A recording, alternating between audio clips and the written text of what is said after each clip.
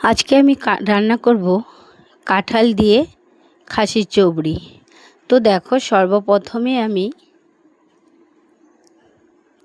কাঁঠালটাকে কেটে নিব। আর দেখো, কাঁঠালটাকে পিস পিস করে সুন্দর করে কেটে নিয়েছি।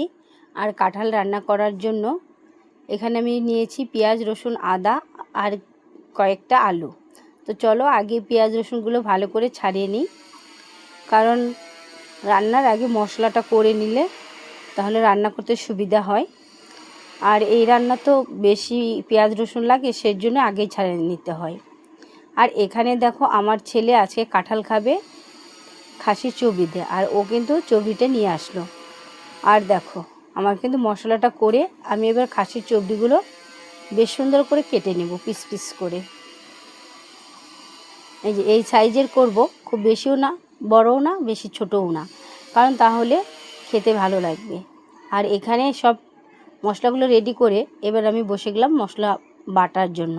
আর মশলা বাটতে বাটতে আমি কড়াইটা বসিয়ে দিয়ে কড়াইতে তেলও দিয়ে দিলাম। দেখো এবার গরম হয়ে গেছে। সর্বপ্রথমে আমি আলুটা ভেজে নিলাম। আলুটাকে ভালো করে লাল করে ভাজলো। ভাজতে ভাজতে কিন্তু আমার মশলাটাও করা হয়ে গেল। আর এদিকে দেখো, আলুটাও ভাজা হয়ে গেছে। তো আলুটা তুলে আমি ওই তেলে শুকনো লঙ্কা, তেজপাতা, জিরে আর কয়েকটা গোটা গরম মশলা দিয়ে দিলাম। তার মধ্যে দিলাম পেঁয়াজ কুচি, পেঁয়াজ আর তার সাথে দিলাম কয়েকটা রসুন, গোটা রসুন। আর গোটা রসুন দিলে কিন্তু কাঁঠালের তরকারি চবড়িতে দারুণ খেতে হয়, সেই কারণে কিন্তু আমি গোটা রসুন দিয়েছি। আর দেখো, ভালো করে লাল করে পেঁয়াজটা ভেজে তার মধ্যে দিয়ে দিলাম কাঁঠালের মধ্যে নুন হলুদ দিয়ে ভালো করে কাঁঠালটাকে এবার ভাজবো। ভালো করে ভাজতে হবে, তাহলে যেন তাড়াতাড়ি সিদ্ধ হয়ে যায়।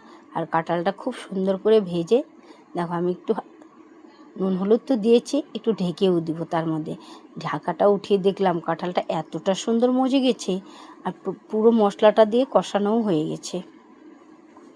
এবার আমি দিয়ে দিলাম কাঁঠালের মধ্যে চবড়িগুলো।